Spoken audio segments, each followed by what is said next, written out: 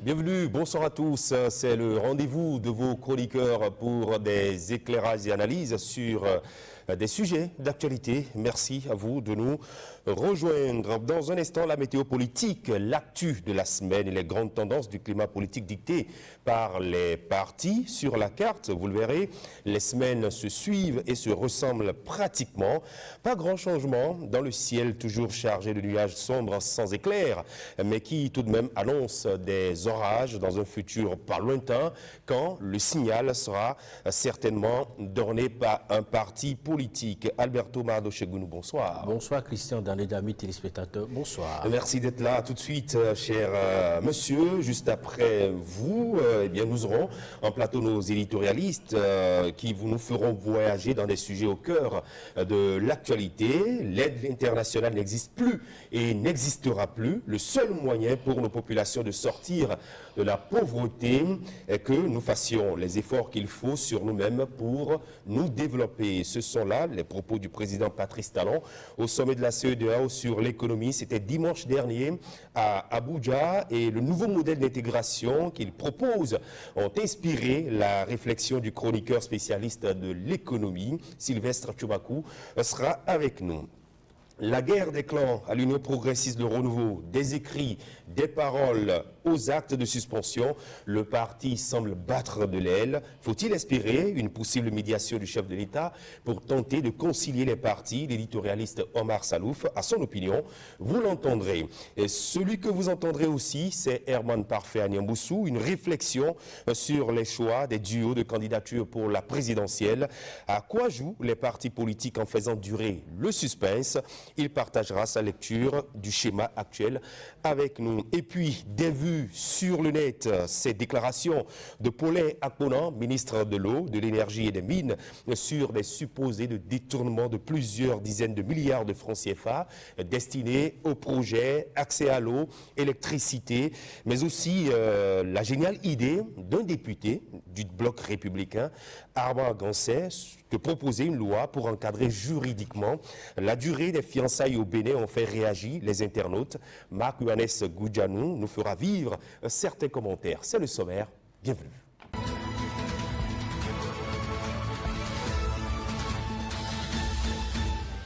La météo politique et l'actu pour commencer. Alberto Mardochegounou, dans l'actu cette semaine qui s'achève, vous mettez en avant la diplomatie béninoise, diplomatie en mouvement.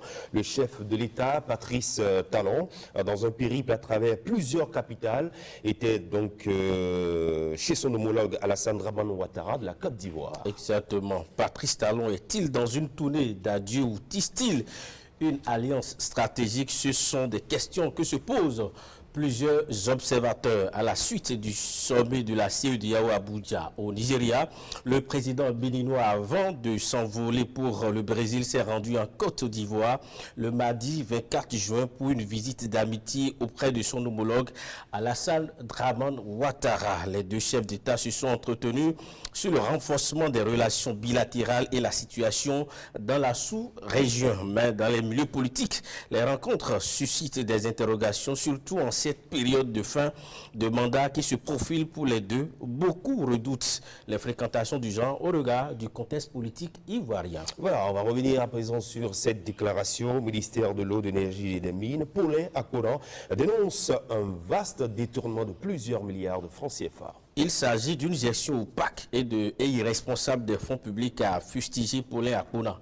À Parakou, en fin de semaine dernière, le ministre de l'énergie, de l'eau et des mines, dans cette déclaration, a affirmé que des dizaines de milliards de francs CFA ont été siphonnés dans son département ministériel, provoquant ici le calvaire que continuent de vivre les populations sans eau ni électricité. Le ministre accuse certains anciens responsables originaires de la région d'avoir saboté les projets du PAG au profit d'intérêts personnels avant de promettre que les auteurs présumés répondront de leur gestion. Et présidentielle au Bénin, chez les démocrates, les intentions de candidature se manifestent. Une première déclaration, celle du juriste et analyste politique Nourou Dinsaka Saleh, le militant membre du parti de l'opposition Les Démocrates, a fait savoir son intention de candidater pour représenter la formation politique lors des primaires. Il affirme avoir bien mûri son projet de concourir en travaillant à beaucoup de choses. Sa proposition politique sera publiée au moment opportun, a-t-il ajouté. On va parler de l'animation politique, la vie des partis.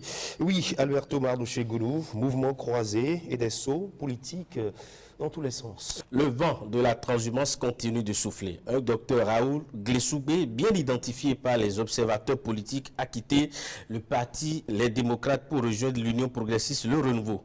Ce ralliement est présenté comme un renfort stratégique pour la majorité présidentielle à l'approche de 2026. Mouvement inverse à Abomey-Calavi, où des acteurs politiques au niveau local annoncent leur démission de l'UPR pour rejoindre Les Démocrates. Et messieurs, prenez vos dispositions. Vous qui nous suivez en ce moment, un législateur envisage une proposition de loi pour encadrer la durée des fiançailles. Cette idée de loi est du député Amag Gansé en campagne contre les relations longues et sans lendemain. Il a lancé sur les réseaux sociaux une réflexion sur l'opportunité d'encadrer juridiquement la durée des fiançailles. Le député Béret explique sa pensée par le fait de répondre à une réalité sociale qui vise à obliger les hommes à honorer leurs fiançailles après de longues années d'attente. Sa proposition, qui n'est pas sans réaction sur la toile, soulève une série de questions sur l'urgence, la priorité et la portée d'une telle loi dans une société comme la nôtre. Les réactions des internautes à partager avec vous dans les vues sur le net avec Marc-Yohannes Goudianou. Nous ferons le traditionnel tour de plateau pour les réactions de nos chroniqueurs. À présent, la météo politique, comment se présente le ciel, Alberto Mardoché-Goulou, sous le charme des partis? Mesdames, Messieurs, l'orage gronde toujours, les cartes se brouillent, les bottes se déplacent de camp en camp. Voici votre radar hebdomadaire sur l'atmosphère politique. Et on démarre. Un docteur quitte le navire des démocrates pour embarquer sur le paquebot de l'Union progressiste Le Renouveau. En retour, des élus locaux lassés du capitaine UPR sautent par-dessus bord pour se repositionner dans le camp d'en face. C'est le bal des va-et-vient. Le grand marché des convictions est à géométrie variable.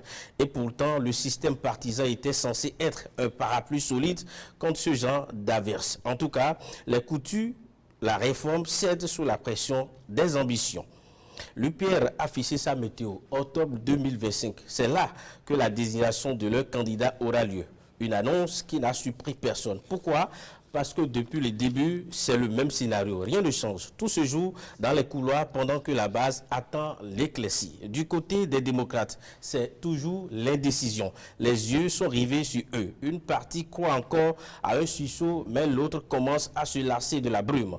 Pas de stratégie claire, pas de calendrier. Est-ce qu'on attend le ciel de la mouvance afin de se dégager avant d'agir? En tout cas, cela en a tout l'air, sauf que déjà, une candidature présidentielle s'est annoncée. Va-t-elle pouvoir convaincre les membres du parti, comme le disent les Anglais, wait and see? Dans le camp de l'opposition, la nouvelle force nationale, la formation semble mouvoir, mais son sol est encore instable. Message pas audible pendant que la tempête de 2026 approche. Les dernières expériences malheureuses aux élections n'ont peut-être pas servi de leçon pour un véritable réveil. L'opposition secondaire semble observer, espérer un faux pas du pouvoir. Mais elle va devoir véritablement attendre. Enfin, un fait marquant, un ministre membre du bloc républicain a critiqué publiquement la gestion de son prédécesseur. Une rafale inattendue dans un parti censé prôner l'unité. Ces étincelles internes annoncent-elles une fracture ou sont-elles simplement des éclairs d'ego dans un ciel inattendu? En attendant de répondre à cette interrogation, retenons tout simplement cette semaine que le ciel électoral est toujours chargé et est de moins en moins lisible. Il est traversé par des vents contraires. Les partis semblent maintenir le cap, mais les soldats politiques sautent d'un navire pour un autre, espérant des vents de navigation favorables. La météo politique s'annonce orageuse et dans ce climat, les formations qui n'anticipent pas risquent de se noyer. Et voilà, les formations qui n'anticipent pas risquent de se noyer dans ces eaux de 2026. C'était la météo politique avec vous, Alberto Mardoché-Goulou. Merci beaucoup. Mais avant de vous laisser partir, oui, très rapidement, que pensez-vous de cette idée de loi pour encadrer juridiquement les fiançailles? Mais je pense que dans le contexte qui est le nôtre aujourd'hui, cette loi n'est pas la bienvenue. Je me dis simplement que le peut-être que l'une est ennuyée à l'Assemblée nationale et ne sait pas quoi proposer pour le moment. Sinon, pour moi, dans le contexte, à l'approche de 2026 où le peuple cherche une boussole, je pense que cette loi n'est pas la bienvenue pour le moment. D'accord, merci beaucoup. On va recueillir les avis des chroniqueurs en plateau puisque nous aurons le plateau des points de vue à partir de cet instant. Merci à vous Alberto et ça fait à dimanche prochain. La suite, beaucoup de sujets à aborder avec nos différents éditorialistes que nous aurons. On va parler de l'intégration économique et régionale avec cette proposition du chef de l'État Patrice Talon au Nigeria la semaine dernière. On va parler des suites de la crise au niveau de l'Union progressiste, le renouveau. Faut-il s'attendre à une possible médiation du président Patrice Talon? Le choix des duos de candidature, à quoi jouent les partis politiques à quelques 3 mois de dépôt des dossiers de candidature? Et puis, enfin, on va faire un tour sur la toile, voir les sujets qui ont intéressé nos internautes sur le web.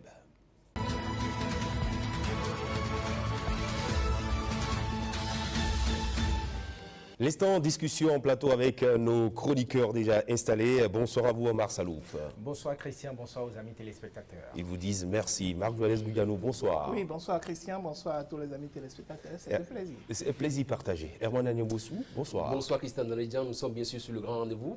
Le rendez-vous. Voilà. Merci beaucoup. Et bonsoir à vous, Sylvestre Tchomakou. Bonsoir Christian. Merci d'être là. Eh bien, les discussions de ce soir, beaucoup de sujets à aborder et chacun de vous a, je dirais, une opinion sur chacun des sujets et on va y aller. Le Bénin et le Nigeria se sont engagés dans un nouveau modèle d'intégration pour dynamiser les échanges. C'était samedi 21 juin dernier du côté d'Abuja au Nigeria. Sylvestre Tchomakou, vous êtes chroniqueur spécialiste de l'économie. Quels pourraient être les effets de cette nouvelle alliance? Merci Christian. En Afrique de l'Ouest, l'intégration régionale repose sur un principe fondamental, la libre circulation des biens et des personnes. Mais la réalité est tout autre depuis plusieurs années. Soutenue par la communauté économique des États de l'Afrique de l'Ouest, la CEDEAO et l'Union économique et monétaire ouest-africaine, cet idéal censé permettre aux citoyens et aux marchandises de se déplacer sans entrave à travers les frontières des États membres reste dans la pratique largement trahi. Pas du fait des tests, mais en raison des hommes dont la vision est en retard par rapport au temps moderne.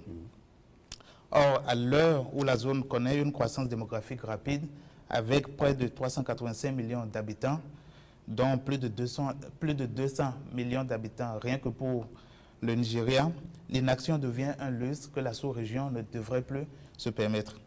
C'est donc pour repenser ce vivre ensemble économique que les dirigeants de la sous-région se sont réunis samedi 21 juin 2025 pour le tout premier sommet économique de l'Afrique de l'Ouest.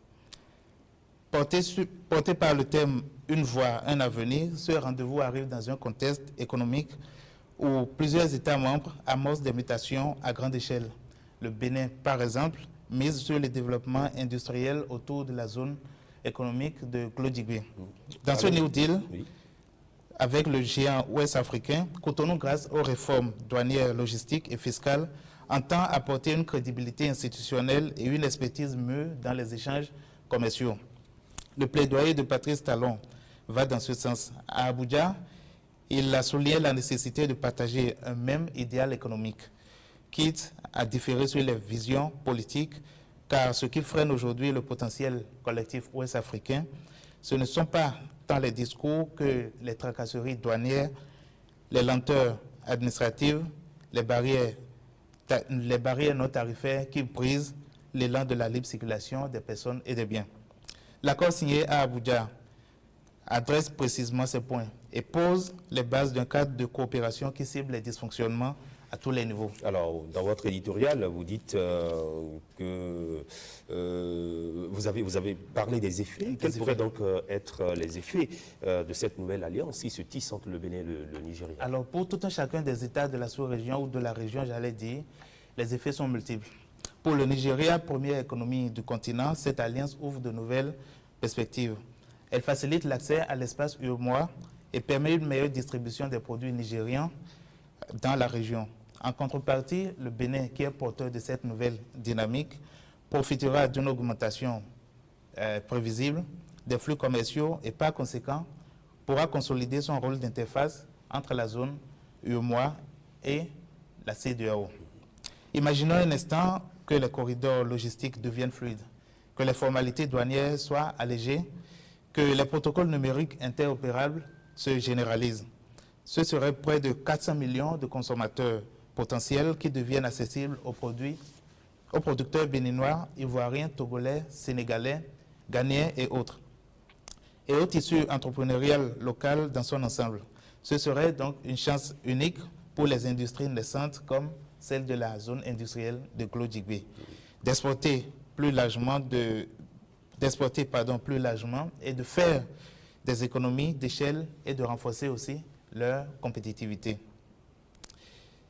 Je ne finirai pas sans dire que ce sommet d'Abuja, s'il est suivi d'actes concrets, pourrait devenir un accélérateur de la transformation économique régionale.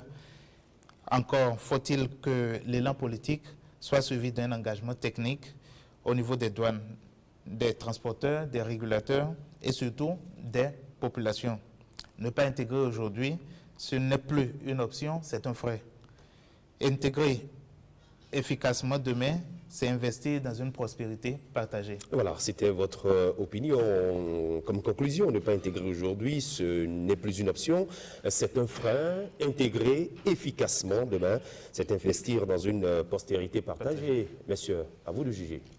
Oui, il faut remarquer que généralement, au niveau des pays de la sous-région, c'est-à-dire au niveau de l'UEMOA et même au niveau de la CEDEAO, si je pourrais dire, ont beaucoup plus l'appréhension à pouvoir demander forcément des accords de coopération vers l'extérieur, où on veut forcément que les liens de coopération qui existent soient toujours orientés vers les puissances étrangères. Mais aujourd'hui, avec cet accord, on voit combien de fois que déjà même à l'interne, avec les pays qui sont déjà voisins, c'est-à-dire quand on prend le Nigeria, on prend le Bénin par exemple, c'est quelques kilomètres qui nous séparent, alors que le Nigeria représente une forte croissance économique dans la sous-région.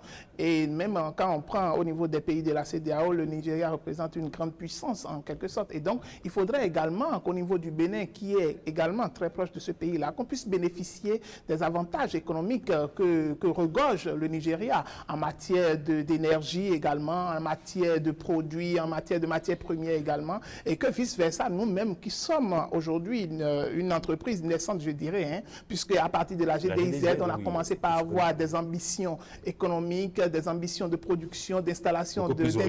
Vers l'extérieur. Exactement, beaucoup plus orienté vers l'extérieur, alors qu'on a un grand consommateur qui est à côté, qui est le Nigeria. Et donc, ce type de partenariat va faciliter beaucoup de choses et va nous permettre également de pouvoir quand même essayer de renforcer nos liens de coopération. Et ça va également servir d'exemple à d'autres pays également, qui déjà sont en train de vouloir choisir cette option également, de nouer des partenariats francs et directs qui va pouvoir avantager non seulement les transporteurs, c'est-à-dire tout le système économique, les transporteurs, les commerçants, et faire véhiculer toujours ce mécanisme de libre circulation des biens et des services et des personnes également qu'on a toujours prôné au sein de nos institutions. Vous l'avez rappelé, on l'a toujours prôné. Voilà l'une des raisons pour lesquelles la CEDEAO a plusieurs fois été en sommet, mais l'efficacité sur le terrain, la libre circulation des personnes et des biens et tout ce qui va avec. Aujourd'hui, dans quel type de partenariat vous voyez le Bénin, et le Nigeria se lancer?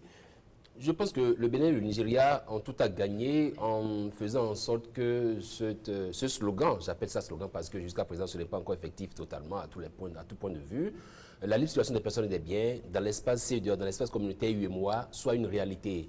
Le chef de l'État béninois, Patrice Talon, l'a d'ailleurs fait remarquer en disant, par exemple, quand on quitte le Nigeria pour le Ghana, ce n'est pas tant au Bénin que le corridor est serré. Bien au contraire, il y a eu des études qui ont été réalisées et qui ont prouvé qu'au Bénin, le corridor est vraiment libre. Et donc, il y a eu même, je crois, des prix qui ont été décernés au Bénin parce que, justement, tout ce qui concerne tracasserie douanière, tracasserie policière, les arrêts et tout, sur la voie, le Bénin n'est plus mauvais élève en la matière.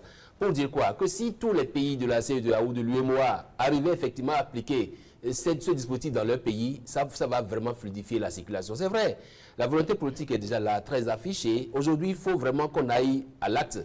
Et ouais, c'est vrai que Patrice Talon, il fait bien de promouvoir la GDIZ parce que c'est la zone industrielle du Bénin et tout. En temps, on a parlé, je crois, de Semé City. En temps, il y a la zone franche industrielle également qui est à Semé là-bas et tout.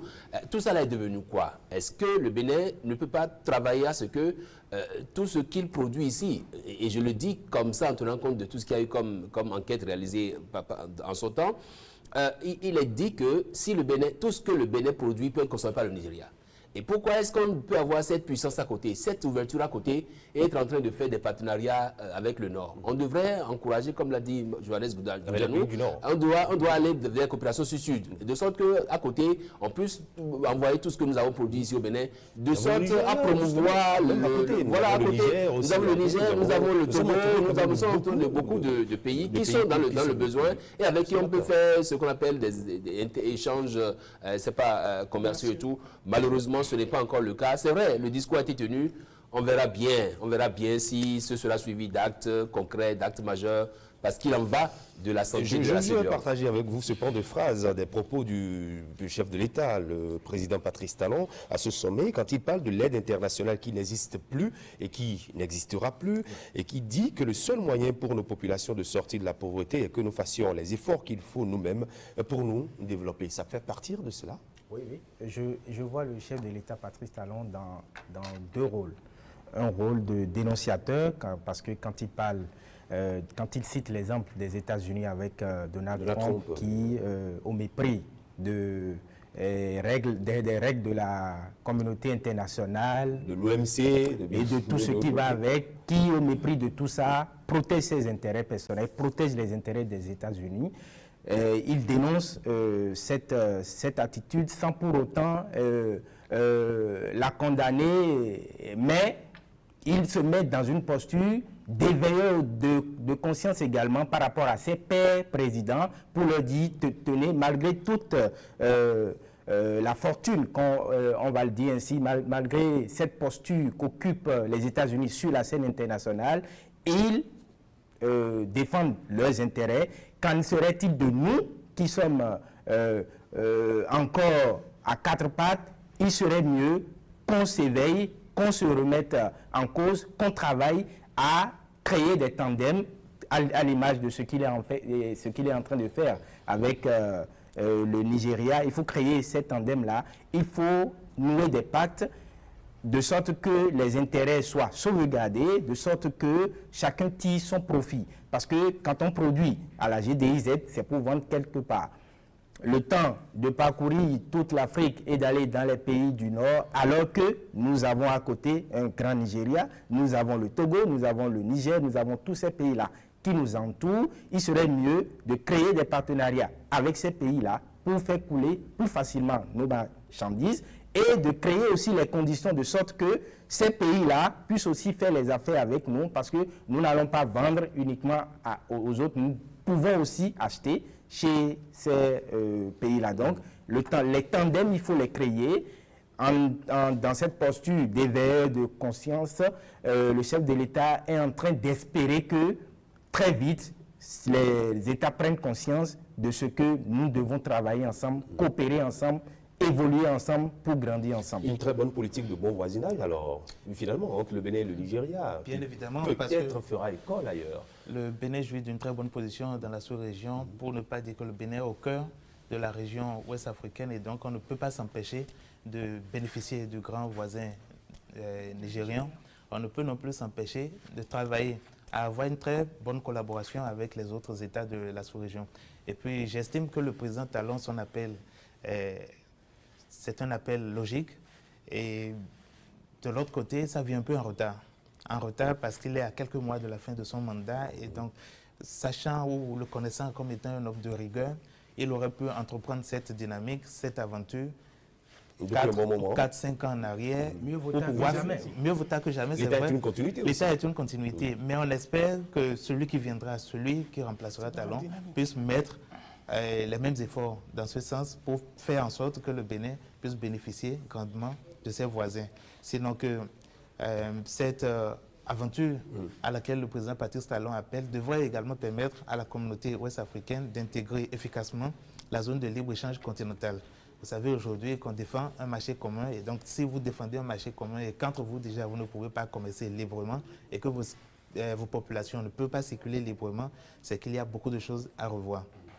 Et on a également un autre avantage quand on parle du Bénin stratégiquement, vous voyez, c'est que lorsqu'on prend nos différentes cultures, c'est que ça se rejoint. Lorsque vous prenez le Nigeria, vous prenez le Togo, c'est comme si c'est presque les mêmes pays, on partage beaucoup de diversité, les mêmes peuples. Et donc du coup, ça facilite également l'intégration, ça facilite les transactions commerciales de part et d'autre. Et donc aujourd'hui, même avec, je pense, le lancement ou la promotion du palmier à huile aujourd'hui, par exemple, où on parle de près de 1 200 000 plants sur 8 000 et quelques hectares. Ce sont des projets à long terme, à court et à long terme, qui vont pouvoir permettre également d'avoir une production assez dense. Et lorsqu'il y aura cette production, il va parfois trouver de bons partenaires, qui soient des partenaires qui sont tout juste à côté de nous, où on pourra quand même assez vendre facilement, au lieu de forcément de pouvoir de gagner en temps, en énergie, et être efficace sur le plan économique. Je pense que l'Afrique de l'Ouest est malade de l'inaction de ses dirigeants, est malade des calculs, des petits calculs de ses dirigeants. Sinon,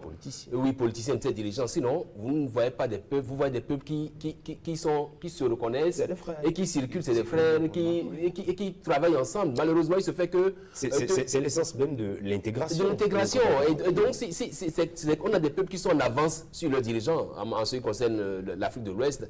Et donc, c'est vrai, une chose de professer cette intégration sous-régionale et tout l'autre, c'est quand même de travailler à ce que ça devienne une réalité. Tenez, depuis des lustres, on dit CEDEAO, on dit UEMOA parce que nous avons le franc CFA en commun, encore que là aussi, attention, avec l'AES aujourd'hui, il y a beaucoup de pays qui sont partis de cette zone-là. Et donc le franc CFA est toujours là. Mais bon, là, qu'est-ce qu'ils font pour que la CEDEAO soit vraiment cette CEDEAO-là que les peuples veulent effectivement? Parce qu'il ne faut pas qu'on tienne compte de ces petites querelles politiciennes, de ces petits calculs bizarres pour continuer toujours pas à mettre des freins à cette intégration, des barrières policières ici, barrières douanières et tout. Je rappelle que le Bénin, en la matière, est quand même très bon élève. Nous espérons qu'il n'y aura pas de frein à cela, que la dynamique qui est mue par la volonté de deux chefs d'État soit vraiment mise en œuvre et que cela soit accompagné de très bonnes actions afin que les objectifs que l'on s'est fixés soient véritablement atteints pour le bonheur de ces peuples et pour le développement de ces deux États. Alors, je suis avec vous, Omar Salouf, la guerre des clans à l'Union progressiste. Le renouveau, je parlais des écrits, des paroles, on est passé à des actes comme suspension. Et après tout compte fait, le parti dirigé par Maître Joseph Diogbenou enregistre des semaines chaudes. Faut-il espérer une possible médiation du chef de l'État pour tenter de concilier les partis, un peu comme on l'a vu avec d'autres forces vives de la nation, les religieux par exemple, Omar Salouf? Votre éditorial se prononce sur ce sujet. Oui, Président, la médiation du président Patrice Talon est souhaitée dans ce conflit interne à l'Union progressiste, le renouveau. Elle est même très attendue au vu du contexte actuel. Je vais évoquer rapidement 3 raisons. La première raison, c'est que le chef de l'État, le président Patrice Talon, est investi de l'autorité morale en tant que chef de l'État et aussi en tant que chef de la mouvance présidentielle. Il peut apporter donc une solution durable, comme nous l'avons vu et comme vous l'avez rappelé rapidement, comme nous l'avons vu avec les confessions religieuses et sur d'autres fronts.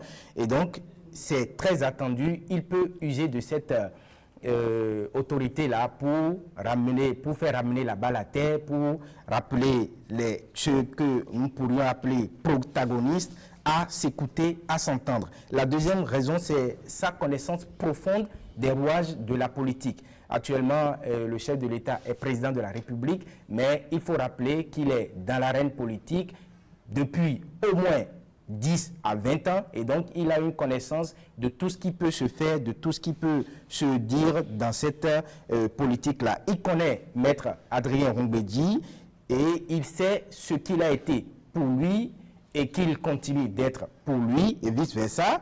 Il connaît également Joseph Diogbenou. Joseph Diogbenou sait ce qu'il a été pour lui et ce qu'il continue d'être pour lui. Et donc, ils peuvent facilement s'écouter. À 3, ils peuvent discuter. Je veux parler du président Patrice Talon, je veux parler de Maître Adrien Rongbedi et je veux parler de Joseph Diogbenou. Il peut leur dire, tiens, qu'est-ce que vous voulez, qu'est-ce qui se passe, qu'est-ce qui ne va pas. Et la troisième raison, c'est le contexte politique de fin de mandat où le président Patrice Talon a ce défi de garder sa mouvance présidentielle unie pour aborder ce virage qui nous mène vers 2026 et il n'a pas intérêt à ce que la mouvance qu'il a soutenue jusqu'à présent soit dispersée. Donc, il doit travailler à ce que elle soit maintenue, cette dynamique, parce que nous ne l'oublions pas, en face, nous avons ceux qui appellent de tout leur vœu à une alternance. Et donc, il faut barrer la voie à cette possibilité-là et rester maintenu compact cette mouvance présidentielle-là en agissant dans cette guéguerre pour que l'UP Le Renouveau reste uni. Voilà, des raisons qui sont évoquées. Vous avez dit que la médiation du chef de l'État est vraiment très attendue, puisqu'il est le chef de la majorité, puisqu'il a, seconde raison, une connaissance profonde des rouages politiques. En troisième position, vous avez parlé du contexte politique de fin de mandat. Alors, cher monsieur, à vous de juger. Je commence par vous, Herman. C'est vrai qu'aujourd'hui, la guéguerre, ou je dirais le chiffonnement qu'il y a aujourd'hui au sein de UPR, UP Le Renouveau, qui aujourd'hui a conduit à la suspension de M. Aromeno, ça pose problème. En ce que, effectivement, la réforme qui nous a été présentée et qui a consisté à mettre ensemble, à faire de grands ensembles politiques, est en train aujourd'hui de battre de l'aile. Vous n'allez pas me dire qu'au sein du BR également, il n'y a pas assez de querelle avec la dernière sortie du ministre des Mines qui c'est un aspect que nous avons abordé là-dessus. De sorte qu'on se demande aujourd'hui, quelle est cette main invisible derrière qui est en train d'éprouver les partis politiques? Est-ce que c'est une main invisible qui dit « Allez-y, je vais voir si vous pouvez tenir » Parce qu'effectivement, à la fin, au départ de Patrice Talon, on voudrait quand même quelqu'un, un homme, je vais venir là-dessus tout à l'heure dans ma chronique, on ne voulait pas quelqu'un qui soit dans des rôles, mais quelqu'un qui puisse être quelqu'un qui défend des valeurs à la tête de ce pays. Donc, on se demande aujourd'hui pourquoi est-ce que malgré cette main ferme de Patrice Talon, il y a toujours cette guerre, il y a toujours cette guerre qui prend du temps. Adrien Oumbédi, c'est vrai qu'il y a, depuis la suspension de M. Aromeno, on a vu qu'il y a une certaine accalmie. Est-ce à dire que finalement, Maître Adrien Oumbédi, qui, ma foi, a des liens familiaux avec Patrice Talon, est-ce qu'il a réussi à être convaincu de ce que cette guerre n'est pas opportune? Je me pose des questions. Mais Patrice Talon, je crois, il a attendu de lui qu'il puisse quand même, après avoir implémenté ces réformes-là, qu'il puisse travailler à ce que ça ne soit pas, c'est pas, comme le dirait mon ami Dr Koupaki, goudougaillé, avant qu'il ne parte de la tête de ce pays. Monsieur, voilà. Oui, vous avez parlé d'une certaine main invisible. Vous la connaissez? Bon, on va revenir à l'éditorialiste. Est-ce que vous en avez vu la main invisible, comment la connaîtrons? Puisqu'elle est invisible. On est très tôt. Oui. On ne la voit pas. On la voit pas. Mais on sent peut-être qu'il y a une main invisible. On ne sait pas d'où elle vient. Oui, allez-y. En réalité, il y a une main invisible. Lorsque le lion a été toujours roi de la forêt, ne serait-ce que dans une partie de la forêt, et que vous lui demandez de lâcher tout ce qu'il avait comme avantage, de laisser du terrain aux plus jeunes, il reviendra toujours au galop. C'est là pour dire que le président Adrien Oumbédi a été tout le temps roi dans Lomé. Dans Lomé, et donc ce sera difficile aujourd'hui de lui demander d'abandonner tout et donc d'intégrer le PR pour ne plus pouvoir parler, sortir et s'adresser directement, aller jouer les premiers rôles. Donc c'est une question, je trouve, beaucoup plus d'intérêt qu'une main invisible. Donc ce sont les intérêts qui sont en jeu et donc à quelques mois de la présidentielle de 2026, il est normal qu'il veuille revenir au devant de la scène pour pouvoir dire un mot, Quand on choisit de revenir au devant de la scène, c'est qu'on veut bousculer une certaine hiérarchie et c'est ce que nous observons actuellement au sein de l'Union progressiste Le Renouveau. Ça se dispute. Finalement, faut-il faire recours au patron de la Bien évidemment, le président puisqu'il dit qu'il est attendu.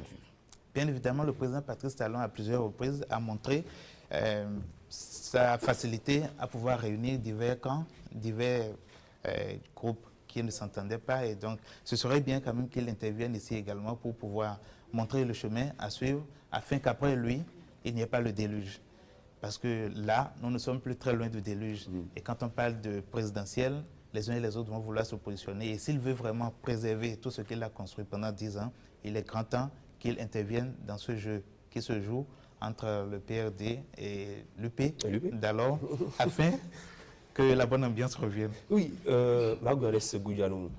Oui, c'est vrai que lorsqu'on suit de loin cette guerre qui existe entre ces grands ensembles, ces partis qui ont été si solidement installés, tels qu'on nous l'a toujours vendu, avec les discours, les propos, tels qu'on nous a toujours vendus, mais qui aujourd'hui se confrontent à la réalité où il y a généralement des guerres d'intérêts qui donnent lieu aujourd'hui à des guerres de personnes et également à des guerres entre puissants partis qui se sont en temps fusionnés et aujourd'hui tout est contesté aujourd'hui où on voit chaque acteur politique dans sa position et ne veut pas forcément comprendre quelque chose. Mais l'autre problème que moi je relève à ce niveau, c'est au niveau des leaders politiques.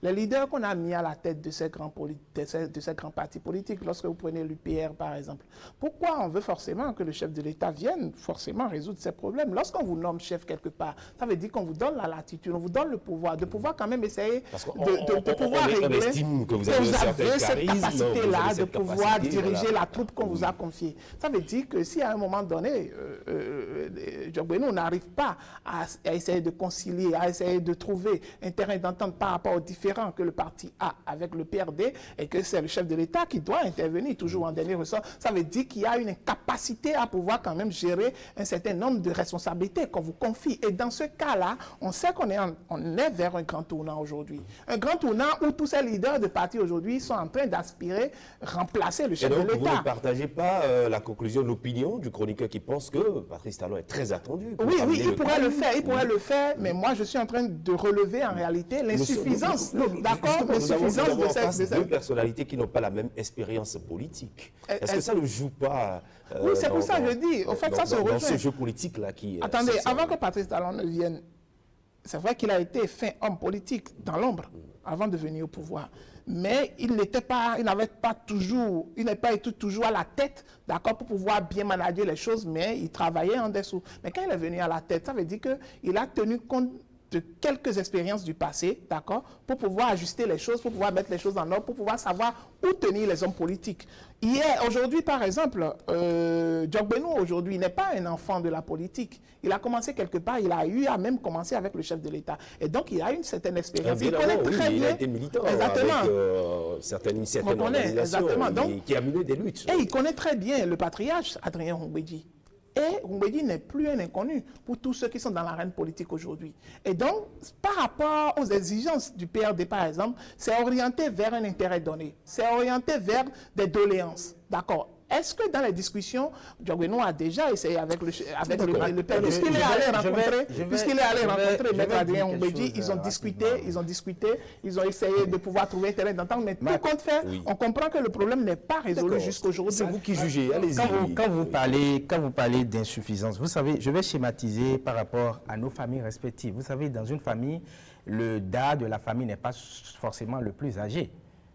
Quel que soit son âge, il incarne une autorité morale. Et quand il y a conflit, même entre deux personnes plus âgées que lui, cette autorité morale lui permet de régler le conflit.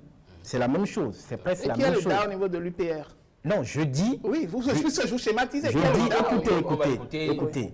Actuellement, le DA dont je parle, c'est le président Patrice Talon, qui est incarné de cette autorité morale, capable d'appeler Maître Adrien Humbedji et d'appeler Maître Joseph Djokbenou et de régler le conflit. Ce n'est pas l'âge, ce n'est pas l'expérience de Maître Adrien Humbedji forcément qui va faire régler le conflit. Ce n'est pas forcément la posture de président de parti qu'occupe Joseph Djokbenou qui va régler les choses. Joseph Djokbenou, en tant que président de parti, peut essayer, mais si ça ne marche pas, l'autorité morale que représente le chef de l'État peut faciliter la médiation, peut faciliter la résolution. Mais ce que je dis et ce que je dénonce, c'est-à-dire que de façon concrète, vous pouvez dire aujourd'hui, par exemple, quelles sont les initiatives que Djokbenou aujourd'hui a pris de façon tangible et qu'on peut mettre sur papier aujourd'hui pour dire que ce sont les arguments qu'il a pu mettre afin de pouvoir amener le PRD au sein de l'UPR aujourd'hui, sur lesquels on peut se taguer aujourd'hui pour dire qu'il a déjà fait suffisamment d'efforts avant même qu'on puisse demander l'intervention du chef de l'État. Vous avez vu Djokbenou aller chez Adrien Humbedji Non, Vous ne savez pas de quoi ils ont parlé. Bien sûr, j'en ai parlé. Si on devait faire recours, les préalables. si on devait faire recours à cette visite de Djobenoua à Ngoumbedji, c'est après cette visite-là même que la situation a pris une autre tournure, qu'on a vu des lettres avec des contre-lettres, des histoires et tout. Donc, au fond, ça pose le problème de leader politique. Est-ce que nous avons au Bénin des leaders politiques ou nous avons des gens qui ont été parachutés à la tête des partis politiques? C'est ça la grosse interrogation. Le leader est porté par la base. Aujourd'hui, si vous faites une élection, si vous organisez une élection au sein des blocs présidentiels ou même au sein de l'opposition, je ne pense pas que ce soit ceux-là qui sont aujourd'hui les présidents de parti qui vont rester là à quelques nuances près.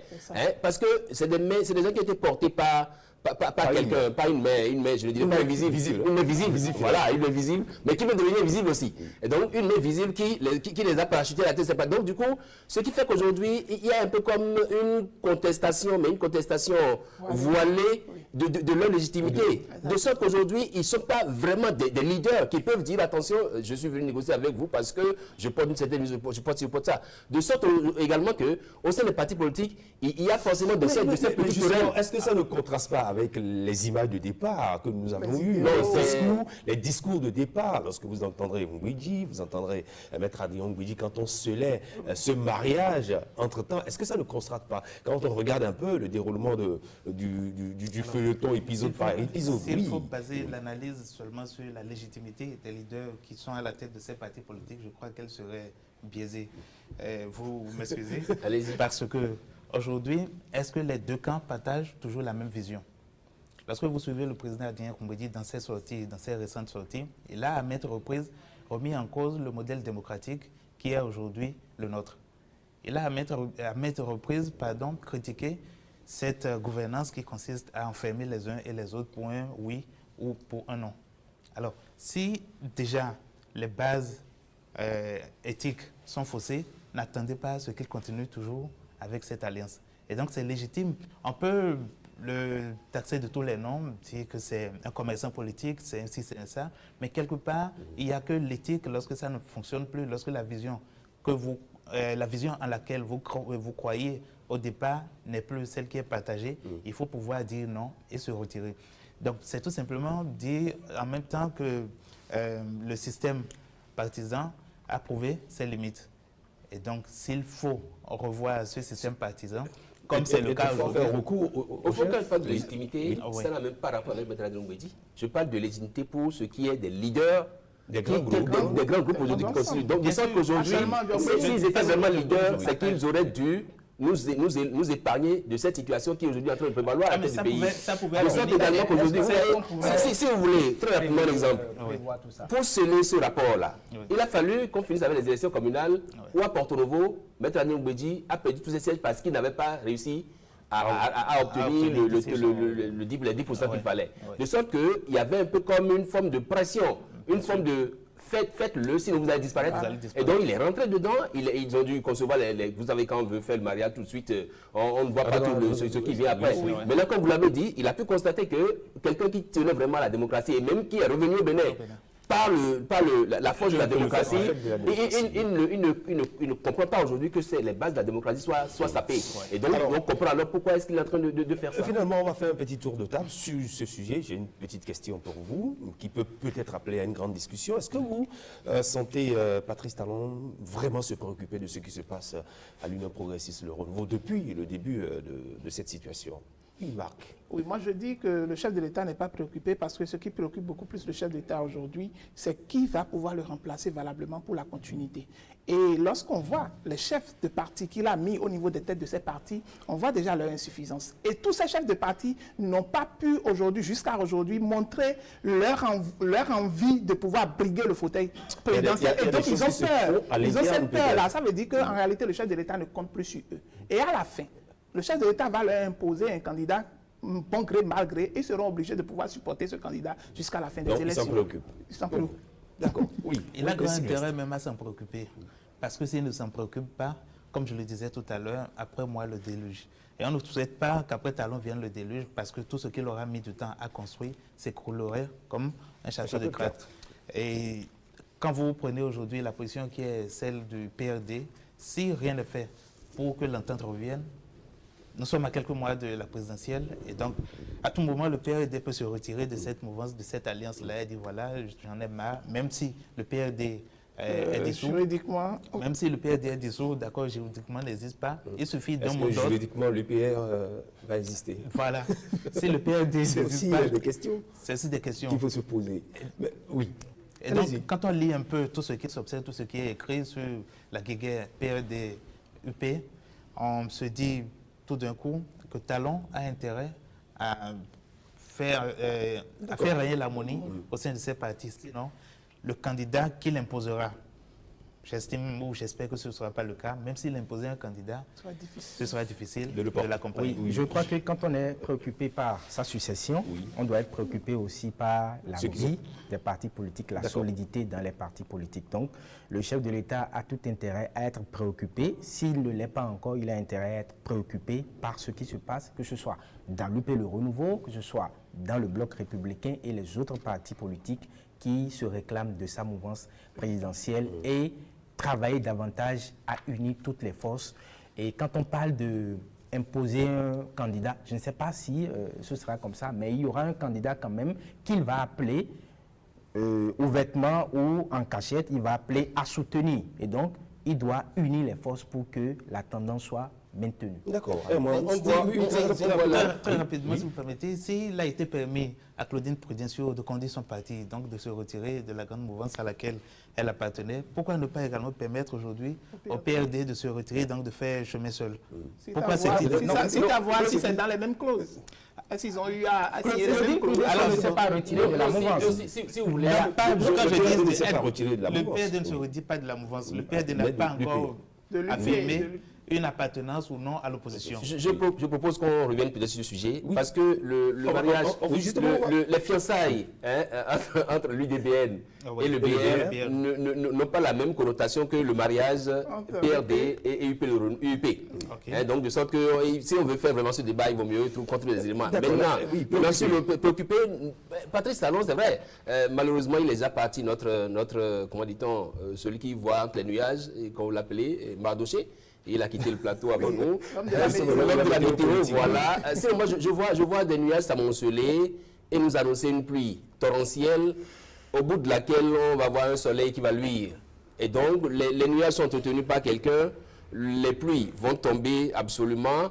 Et le soleil, c'est Patrice Talon qui va nous dire, voilà, voici celui que ça va sortir. Donc, oui, puisque quand vous voyez un peu la guerre, UP, le renouveau, UP et UP, le PRD, accompagné de l'autre guerre également qui vient de se déclencher au sein même du BR aussi, vous vous demandez s'il n'y a pas vraiment cette main visible-là, visible, qui est en train de tenir les choses pour dire, écoutez, battez-vous, je vais voir la fin, qui peut vraiment être leader et me remplacer. Donc, pour ma part, je pense que Patrice Talon, c'est le maître qui laisse les enfants se battre et qui à la fin va sonner la fin de la récréation. Peut-être que cette fin de récréation va être de la vaquine pour beaucoup d'entre eux aujourd'hui. L'interrogation, Christian. Oui. Peut-être que c'est le chef même qui les laisse aller ainsi en désordre, à ne pas s'unir, à ne pas se comprendre, et que finalement, bon, comme vous ne vous entendez pas, je vous donne le troisième larron. En tout cas, préoccupé, oui, vous le dites, mais va-t-il réussir à concilier les partis? C'est aussi une autre interrogation. Je propose qu'on revienne là-dessus la prochaine fois. Vous avez soufflé, Herman Agnamboussou, puisque nous nous tournons vers vous pour votre éditorial. Où en sommes-nous avec les choix, le duo de candidature pour la présidentielle? À quoi jouent les différentes formations politiques en faisant durer le suspense? Tout comme fait, il y a un délai, et c'est le mois d'octobre prochain. La Sénat tient son chronogramme, mais en attendant, qu'est-ce qui se dessine? Celui que vous entendrez pour sa réflexion autour, c'est bien vous, Herman Agnamboussou. Nous vous écoutons. Nous avons, Christian Daridjan, nous avons des partis politiques tenaillés par le marteau que constituent les tests votés au Parlement et l'enclume qui est la bipolarisation du débat politique. Aujourd'hui, vous voyez une cristallisation autour de Boni Yayi pour ce qui est de l'opposition et l'autre cristallisation autour de Patrice Talon pour ce qui est de la mouvance présidentielle. De sorte qu'aujourd'hui, il y a d'autres larrons qui se pointent aujourd'hui et ce que j'appellerai troisième branche. Et donc, si vous voulez, on retourne rapidement au test. 2026 va consacrer le premier test grandeur nature, post-réforme constitutionnelle et électorale. de sorte que nous avons les élections générales. C'est vrai qu'on l'a rappelé plusieurs fois sur le plateau. Il y a eu les élections générales en 1991, juste après la conférence nationale, mais ce n'était pas dans le même contexte ni les mêmes organisations, parce que là-bas, il y avait la FIA, que portait Kérékou, il y il y avait Nicéphore Soglo qui était d'une autre dynamique, il y avait notre cause commune, il y avait beaucoup de partis. Aujourd'hui, le contexte a changé. Et quand on parle des tests, les tests de la République, c'est d'abord des retouches substantielles du code électoral pour faire des partis politiques les seuls maîtres du jeu. Article 33, alinéa 2 du code électoral, ça parle de candidature dématérialisée. Dématérialisé, ça veut dire que, aussi bien vous déposez les documents physiquement, mais il y a un logiciel qui est remis à votre parti politique, à disposition du parti politique, c'est ce logiciel-là qui porte cette candidature dématérialisée. Article 39.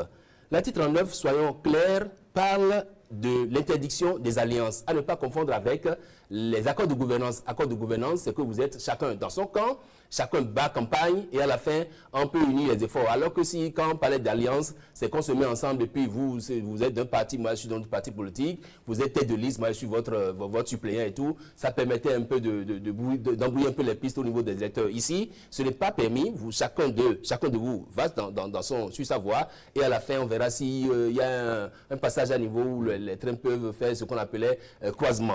Oui. Il y a l'article 40 également qui parle de délai de dépôt des candidatures, 60 jours avant l'élection des députés, 75 jours avant les élections des élus communaux. Et donc, quand on dit élections communaux et élections communales, législatives, c'est le 11 janvier. Et donc, ça veut dire que 60 jours avant, tout le monde sait ce que ça veut dire.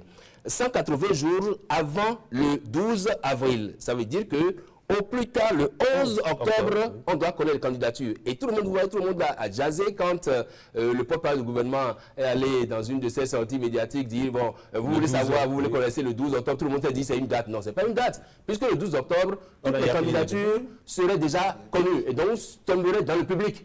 Et donc on ne peut plus nous dire que c'est une surprise pour chacun de nous. On aurait bien voulu qu'on dise par exemple le 1er août, Patrice Talon annonce les candidatures, ou bien le 15 août, il annonce les candidatures pour que les gens puissent commencer par se préparer.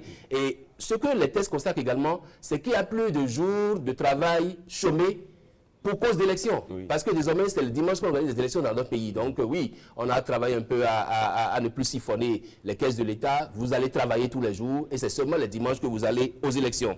Article 31, alinéa 1er, les preuves de l'appartenance pour parler des parrainages. Et donc là également, nous avons des partis qui sont forts. Vous êtes bénéficiaire de parrainage, vous devez apporter la preuve que de l'appartenance à ces partis ou de la désignation par ces partis de votre candidature. Maintenant, oui c'est vrai, quand tout à l'heure j'ai fait allusion aux élections de mars 91, j'ai parlé de Nicéphore Soglo, j'ai parlé de Mathieu Kérékou, et Dirait Consort, et à la fin vous vous rendez compte que les suffrages exprimés, 36, et quelques, 20 quelques. J'ai parlé tantôt de bipolarisation parce que ici il n'est plus question pour un quidam de sortir la tête des juges candidats. Il faut qu'il obéisse à ces critères-là. Donc le marteau constitue des tests électoraux et des tests de révision de la Constitution et tout. Et donc l'autre enclume, c'est bipolarisation. Talon aujourd'hui travaille à nous désigner peut-être quelqu'un qui va jouer un rôle, ou alors quelqu'un qui va vraiment incarner des valeurs. Et c'est ça qui fait que la population est pressée de savoir qui est-ce que le camp de la mouvance présidentielle désigne. Idem pour le camp de l'opposition, parce que justement, les débats ont été faits, ou les réformes ont conduit aujourd'hui à ce que on ne peut pas avoir une candidature autre que autre que celle tenue par l'opposition ou autre que celle tenue par la mouvance présidentielle. Il n'y a plus de troisième larron qui puisse venir dire, et donc on peut déjà commencer par dire que les candidatures dites indépendantes qui sont déclarées sont les candidatures en griffe fantoche, parce qu'on se demande bien où est-ce qu'ils ont trouvé les parrainages dans un contexte déjà où les partis politiques de la mouvance sont en train de se chamailler à l'intérieur. Donc il y a des querelles internes qu'il faut d'abord travailler à aplanir, ce qui n'est pas encore totalement le cas. C'est vrai que Patrice Talon, aujourd'hui, quand on fait le bilan, on sent qu'il s'est attaqué vraiment au mal du développement, de sorte qu'aujourd'hui, le Bénin est sur la marche du développement 10 ans après, et donc un homme de parcours qui vraiment a fait toutes les écoles dans leur diversité. Et donc c'est cet homme-là que les Béninois également attendent de voir pour vraiment poursuivre l'œuvre entamée par Patrice Talon, parce que vraiment lâcher le train en si bon chemin, ça ne marcherait pas. Merci. Erwan Parfait Agnamboussou, c'était donc votre édito sur le choix des duos de candidature. À quoi jouent les partis politiques, messieurs? À vous de juger. Oui, bon, Les partis politiques sont dans un certain calme, et ça laisse beaucoup de gens dubitatifs. Mais pendant ce temps, moi, je note quand même des points qui montrent des avancées dans ce processus, je vais le dire ainsi, dans ce processus de désignation des duos de candidature. Et je vais parler de la troisième branche qu'a évoqué Eman pour donner deux exemples. L'exemple de ceux qui n'appartiennent ni à l'UP Le Renouveau ni au Bloc républicain, parlant de la mouvance présidentielle, mais qui peuvent être portés par ces partis politiques-là parce qu'ils détiennent le parrainage. Il y a un certain nom qui a commencé à sortir, François-Xavier Atarédi. Il est président de Parti pour l'emploi et l'émancipation, ou bien Parti pour l'emploi et l'épanouissement du peuple, je crois bien.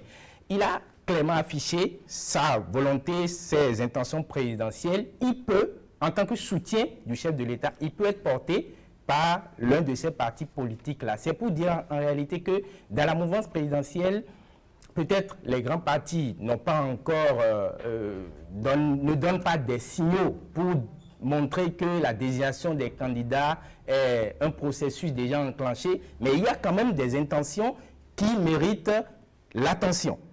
Le second exemple, c'est par rapport à Paul Rumpé et sa FCBE qui a dit clairement qu'il est prêt, Paul Rumpé qui a dit qu'il est prêt à aller chercher les parrainages au niveau de la mouvance, bien qu'il se réclame de l'opposition. Oui. Et donc, jusque-là, quelles sont les démarches menées? On ne sait pas. Bon, c'est déjà une annonce, mais il ne serait pas peut-être bien qu'on lui fasse un procès en sorcellerie et on dise qu'il est de l'opposition, pourquoi aller chercher?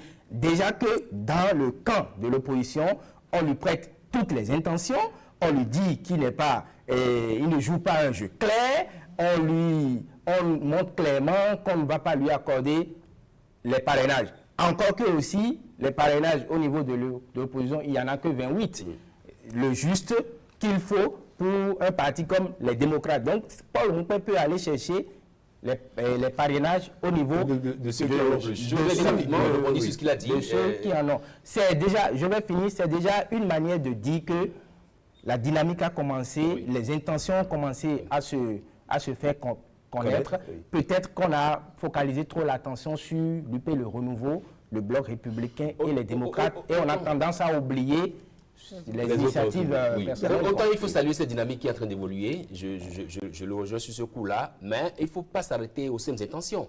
Parce que le contexte 2021 n'est pas celui de 2026. En 2021, Patrice Talon, candidat à sa propre succession, et donc le duo présidentiel qui devait prendre à cette époque-là, il avait les manettes en main, les cartes en main, il avait le contrôle de tout, et il s'était juste fait accompagner par une dame également qui était très forte, Talata, vice-présidente également. Mais le contexte 2026 n'est pas la même chose. Patrice Talon ne sera plus candidat, il n'est pas là pour être candidat encore. D'accord? Donc, désormais, il faut qu'il trouve un attelage normal et sérieux, et c'est là justement que ceux qui aujourd'hui sont à la petite porte en train de commander le parrainage, ce n'est pas évident qu'ils aient ce regard d'amour que c'était en 2021 pour prétendre briguer le fauteuil présidentiel. Oui, vous savez, si on éprouve aujourd'hui où on remarque une certaine réticence, c'est à saluer parce qu'avant, j'estime qu'il restait un western, d'accord, avec des candidats qui ne faisaient pas le poids, des candidats qui ne pouvaient pas vraiment être à un certain niveau, donc tout le monde venait. On reprochera que vous jetez de la pierre au jeu démocratique qui se jouait avant. Non, c'est un jeu démocratique ouvert, et donc même dans le contexte actuel, ça peut encore se faire, et c'est ouvert. Mais ce qu'on reproche à tout un chacun des partis politiques, c'est de ne pas pouvoir jusque-là nous présenter un candidat, parce que vous savez, le jeu présidentiel ou le fauteuil présidentiel a besoin d'un homme de charisme. Il faut une certaine élégance, il faut un parcours bien bâti, il faut une certaine vision que la population puisse apprécier, puisse noter. Et donc, si à 7 mois, nous ne sommes pas en mesure de savoir qui est candidat de l'opposition, qui est candidat de la mouvance, ou bien qui sont les probables candidats, cela pose un sérieux problème. Il faut que le peuple puisse prendre le temps de pouvoir analyser quel est le projet de tel, quel est le projet de tel, pour donner son violon à qui il souhaite.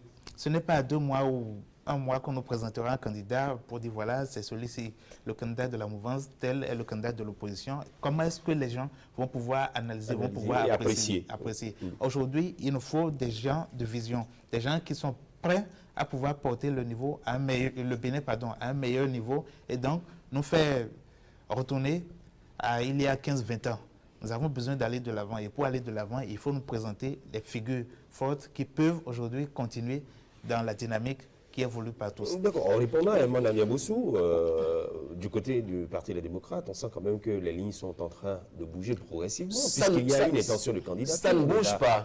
Aucune ligne ne bouge. Nouroudine Sakassale. Aucune ligne ne bouge. Déjà que lui déplore le fait qu'au sein des démocrates, qu'il n'y ait pas une élection à la base pour déterminer les candidats. Alors qu'aujourd'hui, ce qu'on devrait souhaiter, c'est que ce soit qu'au sein de ces partis politiques-là, qu'on puisse organiser des élections à la base pour que ceux qui représentent les partis politiques soient vraiment dignes représentants de ces formations politiques-là. Et donc aujourd'hui, le gros souci, c'est que les députés qui aujourd'hui sont le nombre exact qu'il faut pour porter parrainage au niveau des démocrates, ils sont obligés aujourd'hui de les tenir comme on tient les œufs alors qu'on doit courir. Et donc aujourd'hui, tout ce qu'ils demandent là, tout ce qu'ils exigent, ils doivent l'avoir. Au pire des cas, c'est qu'ils claquent la porte et moins ça va tuer l'oiseau. Oui. Aujourd'hui, il faut remarquer que tous les partis politiques sont à l'épreuve. Hein. Ils sont mis à l'épreuve parce qu'aujourd'hui, aucun d'eux n'a ce courage-là de pouvoir proposer un candidat probable.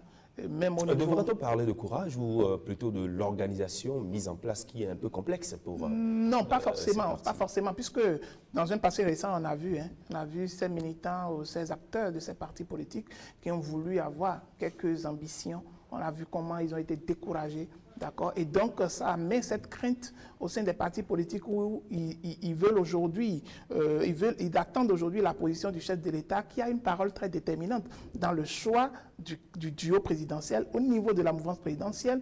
Et de l'autre côté, la parole également de Boni Yahi, d'accord, qui a un rôle déterminant au niveau du duo, au niveau de l'opposition. Donc aujourd'hui, mis à part cela, c'est que l'opposition est également dans une méfiance totale où elle ne sait pas quelle carte est en train de vouloir jouer la mouvance, où ils sont dans la méfiance. Est-ce qu'on assistera peut-être parfois à une exclusion qui sera liée à certaines dispositions au niveau des tests qui sera mise en place? Est-ce qu'il y a des bureaux d'étranglement qui sont prévus pour un potentiel candidat qui va se déclarer très tôt? On tient les parrainages comme exactement.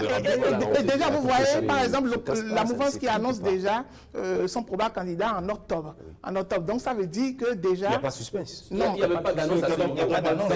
D'octobre, il n'y a pas... C'est nous comme des bouchards que nous disons que c'est c'est comme dire que la Noël, c'est pour le 25 décembre. Oui, c'est pour ramener en réalité que le mal est toujours là. Le mal est là. Le mal est là et que ça se trouve au niveau de la mouvance présidentielle qu'au sein de l'opposition. Et il va falloir quand même... Est-ce que ce sont les partis politiques qui jouent à ce jeu de cache-cache ou c'est parce qu'on a... Ces partis sont tenus par la rigidité. Oui, en réalité, c'est ce qu'on a toujours dénoncé. On n'a pas de grand parti, au fait, au Bénin. On n'a pas de grand parti. On travaille à construire les parce qu'en réalité, ces grands partis... La lecture que moi j'en fais, c'est que des partis politiques ou des députés ont voté des lois qui aujourd'hui les tenaillent, hein, les tenaillent, les dérangent, parce qu'aujourd'hui, il n'y a pas un garçon. Il n'y a pas un garçon au sein des partis politiques, que ce soit de la voix de l'opposition, pour lever le doigt et dire « moi je suis candidat ». C'est qu'il met à mal tout le dispositif. Je sens qu'aujourd'hui, ce regard d'ancienne faïence, un peu comme vous êtes sur une montée dans un véhicule à pédale et vous devez essayer d'ajuster donc frein, embrayage et tout. Donc, il se regarde parce que même à l'heure il y a des querelles, il y a des envies, il y a des ambitions et on se pose des questions. Vous posez des questions qui jusque-là n'arrivent pas à trouver réponse. La réponse, ça sera probablement en octobre. Non, c'est pas évident. Dans la nuit du 11 au 12. Si c'est le cas, ce n'est pas bien. Si c'est le cas, c'est pas bien pour une démocratie, c'est pas bien pour qu'on puisse jauger vraiment le poids des candidats aussi bien de l'opposition. Il faut aller à la recherche des parrainages. Est-ce que ça va pas commencer peut-être en octobre, en septembre, où les parrainages seront ouverts, on va voir les potentiels candidats des différentes formations politiques, les duos de candidature, aller à la quête de ces parrainages-là? Oui, je crois que... Attendez encore un peu. Oui, et je crois que il ne faut pas il faut tenir rigueur, mais il faut aussi comprendre que nous sommes dans l'apprentissage. Nous avons commencé cette réforme du système partisan il n'y a pas encore 10 ans. Donc c'est peut-être normal qu'il y ait des tâtonnements. Oui, je parle précisément de la réforme du système partisan qui impose le parrainage, qui impose duo de candidature, qui impose tout ça. Oui, mais il n'y a pas 10 ans. C'est en cela. On n'impose pas le métal. C'est en cela que je rejoins Herman qui dit qu'en 2021, par exemple, où on expérimentait le parrainage pour la première fois, le chef de l'État était candidat à sa propre succession. Donc il était un peu facile. Maintenant, il est en train de partir. C'est une question de succession. Qui va lui succéder? Et c'est en cela que c'est des formations politiques que le débat doit se faire. Oui, justement. Oui. Et donc, ils sont en train de réfléchir peut-être, et peut-être aussi que le troisième larron... Les partis politiques, je vous en prie, ils n'ont pas la main libre. Les partis politiques sont tenaillés par cette main visible qui est là. C'est quoi la main visible? Et qui exige la loi. La main invisible ou les mains invisibles? Une main visible à chacun. C'est cette même main visible qui a fait en sorte que certains ne puissent pas se présenter pour le scrutin législatif passé. Et donc, quand on évolue dans un système de réforme et que vous ne voulez pas permettre aux gens de pouvoir... Messieurs, la main invisible dont vous parlez, ce sont les tests. Nous allons évoluer et on va aborder le troisième sujet. Et cette fois-ci, c'est une rubrique vue du web avec Marc Johannes Goudianou. Oui, Marc, dans les vues du web, deux publications particulièrement fait réagir la toile béninoise. L'une touche à la politique pure, l'autre à la vie de couple.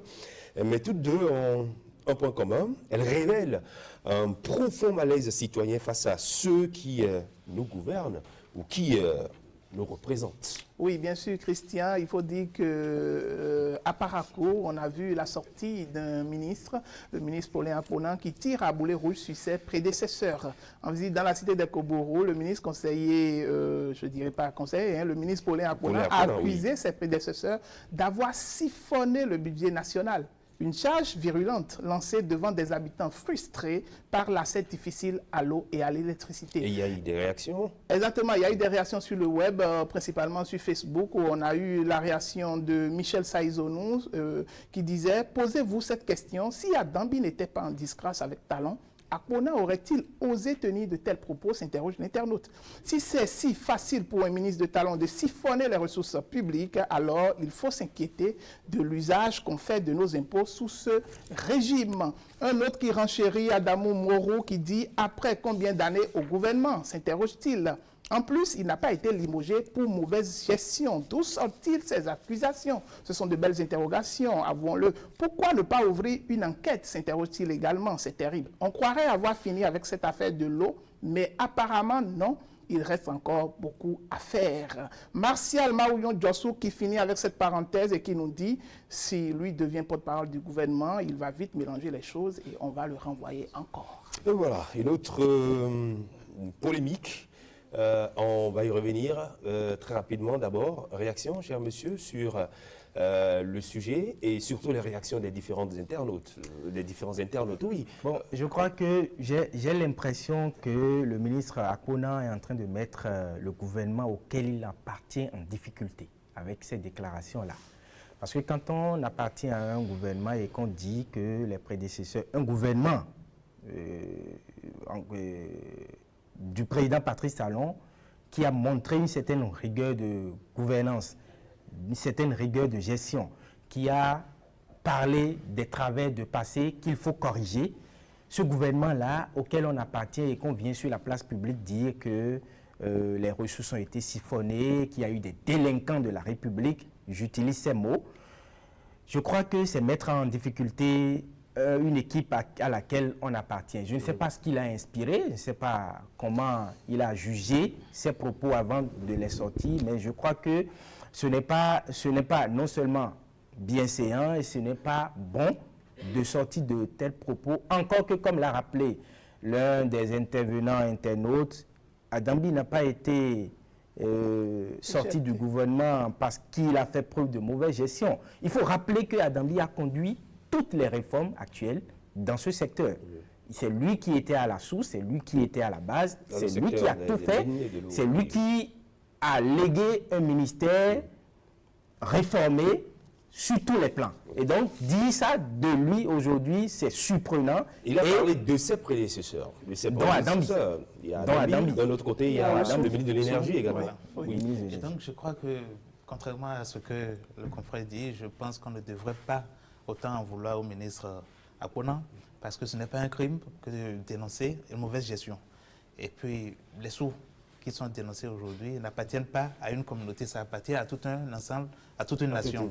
Et donc, de ce point de vue, il faut pouvoir oser dire que ça a été mal fait à tel ou tel endroit.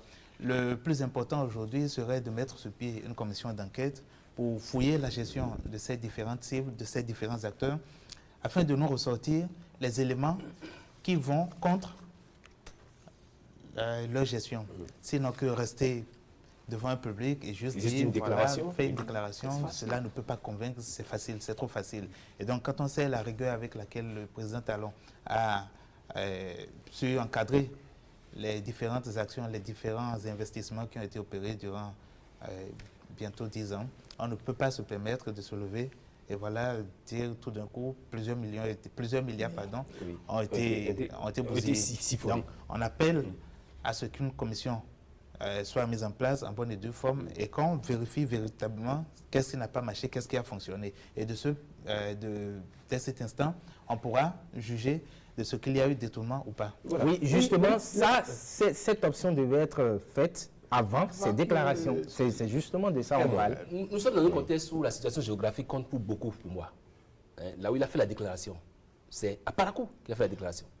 Parakou, fief de son prédécesseur immédiat. Et moi, je vois aujourd'hui un Patrice Talon. Je voudrais bien qu'on puisse, que la VAR puisse nous présenter l'image de chef d'État présentant un discours sur l'état de la nation à l'Assemblée nationale, où il dit nous avons quitté 10% de couverture en eau pour venir à 90% de couverture, et pendant que les bons techniciens de l'ETB, mais très chevronnés, nous montrent le plan de coupe du ministre Adambi, à l'époque où les députés applaudissaient pour nous montrer qu'effectivement, on a vraiment donné de l'eau aux populations. Et je vois cette image-là contrastée, ou ces images-là contrastées avec ce que dit aujourd'hui le ministre Akpona, quand il vient nous dire que des zones de Parakou ne sont pas couvertes. Donc, je me demande si nous sommes vraiment dans la même gouvernance, si nous sommes dans la gouvernance de Patrice Talon, ou si nous avons quitté déjà la gouvernance de Patrice Talon. Il y a encore 10%. Il y a encore 10%. Et donc, si ce n'est que les 10% qui sont là, encore que le porte-parole du gouvernement nous a annoncé que très bientôt, et je crois qu'ils ont fixé une certaine échéance pour que tout le territoire soit couvert en eau potable. Et donc, aujourd'hui, ça m'étonne. Alors même que le ministre parti, que ce soit le ministre Dona Oussou ou le ministre Adambi, ne sont partis du gouvernement pour mauvaise gestion. C'est des gens qui ont été sortis du gouvernement pour des raisons politiques ou politicailles et tout, et qui, pour qu'on vienne nous dire aujourd'hui que c'est délinquant de la République et tout, je pense qu'il y a mal donne. Et mieux, quand un ministre de la République va sur des terrains et qu'il parle, qu'il est en mission ministérielle, je voudrais qu'il se débarque un peu des attributs du parti politique. On n'est pas sur un terrain de campagne électorale. Il ne peut pas porter le chapeau du parti politique pour prétendre parler. Non, là, on est en train de confondre la politique et la fonction ministérielle. Je pense que dans un pays normal, on doit pouvoir interpréter ça. Je crois qu'il n'est pas en train de confondre son rôle. Pas du tout. Il est dans un rôle bien précis. Il est ministre, il sait qu'il est ministre de l'Énergie. Et donc, il parle en fonction certainement de ce qu'il a vu comme étant résumé, comme étant, voilà, bilan de ses prédécesseurs. Et donc, s'il le dit, il faut, je serais d'accord avec vous si vous me disiez, par exemple, que quelque part, ça montre qu'il y a pas mal de chiffres qui sont maquillés sous le régime, et dans le même temps, cela montre que les parlementaires ne font pas leur rôle et ne jouent pas leur rôle. Qu'est-ce qui nous prouve qu'il dit la vérité? Alors, j'estime qu'un ministre ne saurait se lever tout d'un coup sur un coup de tête et aller dénoncer sur un terrain que voilà. Est-ce qu'il en a discuté avec le chef de l'État avant de...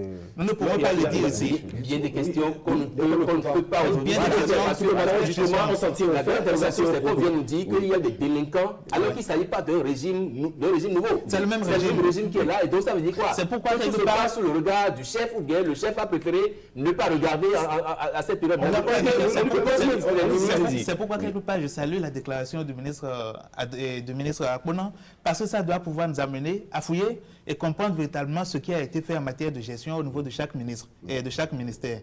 Si aujourd'hui Pardon? Un internaute l'a dit. Voilà, il faut qu'on puisse comprendre, qu'on puisse fouiller pour voir comment est-ce que ce ministère a été géré. Cet ministère, voilà. Donc, comment est-ce que ça a été géré? Quelles sont les dépenses dépenses qui ont été faites? Quels sont les bilans qui nous sont laissés? Aujourd'hui, on ne va pas critiquer ou bien jeter la pierre au ministre Akuna pour avoir dit quelque chose. Oui, moi, je voudrais quand même revenir sur un certain nombre d'aspects qu'on n'a pas vu tout de suite. C'est parce que, vous voyez, il est allé sur un terrain politique, d'accord, où c'était le ministre Adambi qui a été le seul élu dans cette 8e circonscription électorale. D'accord? Ou même celui qui accompagnait... Là, vous transposez, oui, sur un terrain politique. Le sujet de gouvernance. Non, mais il est allé, quand il est parti, il a porté quelle casquette? Il a porté casquette du BR. Et il était accompagné de Badamansi également, qui avait porté la casquette du BR, qui était du BR, et qui a eu des difficultés toujours dans cette 8e circonscription électorale, et qui ne s'est jamais entendu avec Adambi en question. Et donc, cela ne donne pas forcément une connotation où on va totalement lui faire confiance, parce qu'on sent que c'est une orientation politique qu'on veut donner à l'événement. Du moment où vous êtes tous militants BR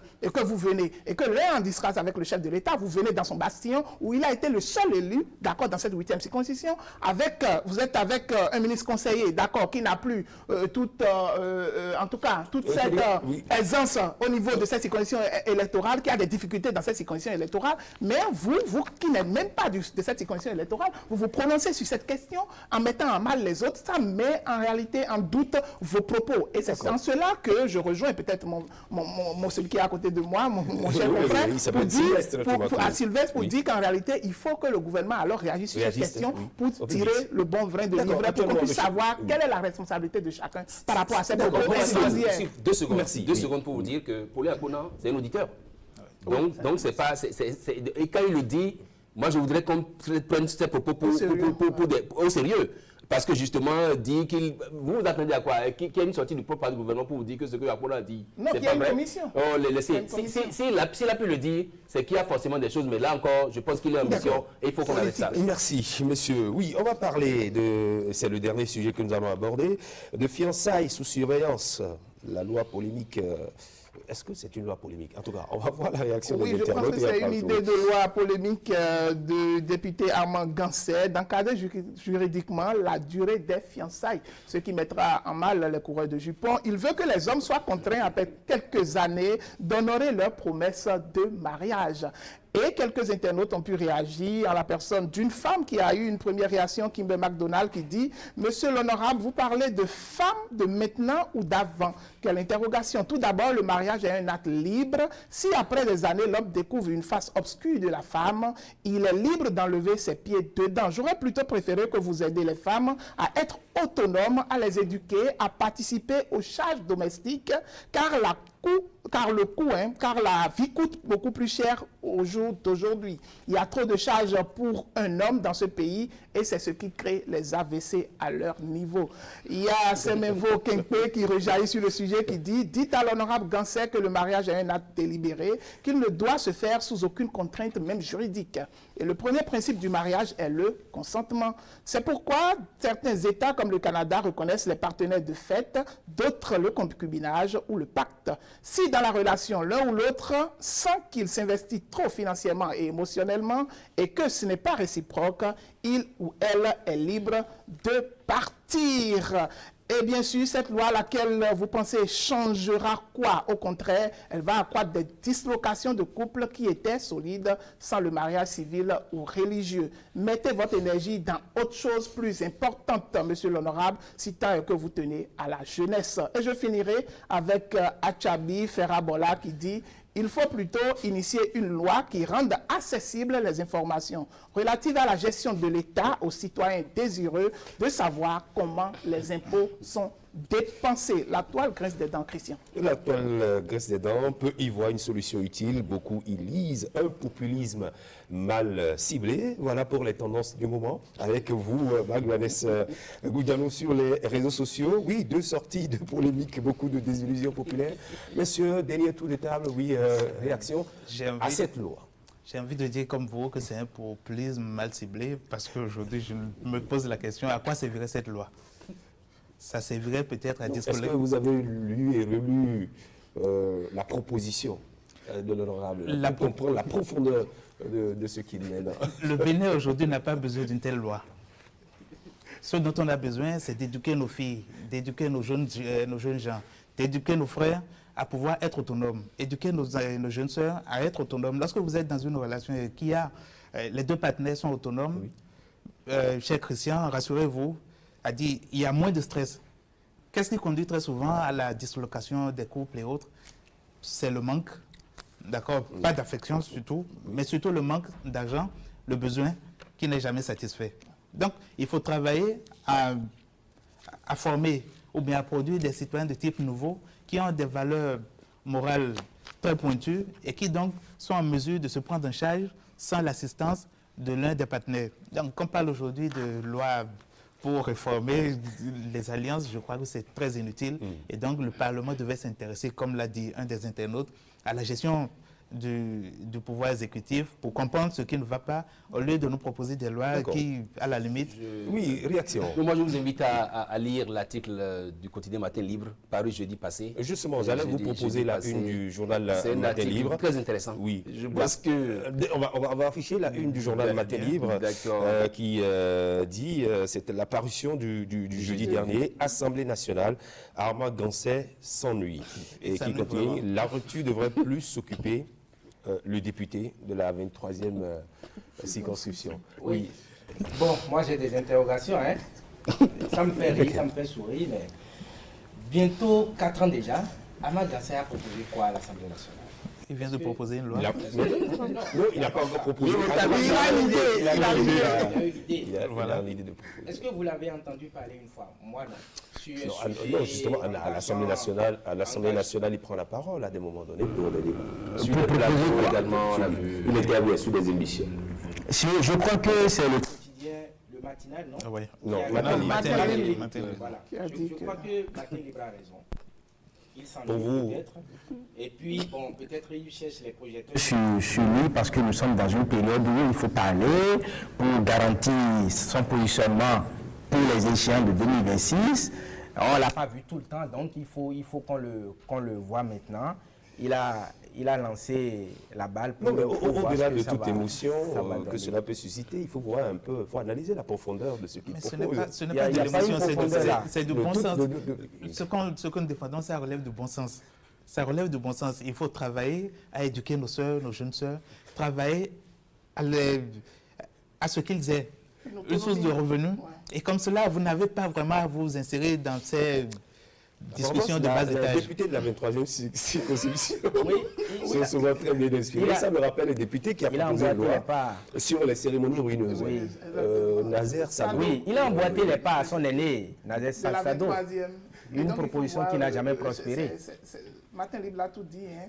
Quand vous êtes député et que vous ne pesez pas à la grandeur de votre poste et que vous ne voyez pas la responsabilité qui vous incombe en tant que député, c'est ce genre de propositions auxquelles on assiste souvent. Merci, monsieur. C'est vrai que rapidement au plan juridique, cette proposition de loi, si ça portait, ça nous ramène un peu aux années 58, avec le Code civil. Le Code civil, effectivement, avait organisé les fiançailles, avait régenté les fiançailles, avait fait en sorte que quand les fiançailles sont mal rompues, que celui qui le sent les puisse en justice et dédommager. Est-ce qu'aujourd'hui, c'est là que je reviens, Sylvestre, est-ce qu'aujourd'hui... C'est de ça on a besoin. C'est de ça qu'on a. Merci Herman Anemoussou, Marc Lorenz Goudiano, merci. Merci. Sylvestre Touakou, merci. Et merci à vous, Omar Salou. C'était le plateau, le grand rendez-vous numéro 2 ce dimanche. Portez-vous bien. Au revoir.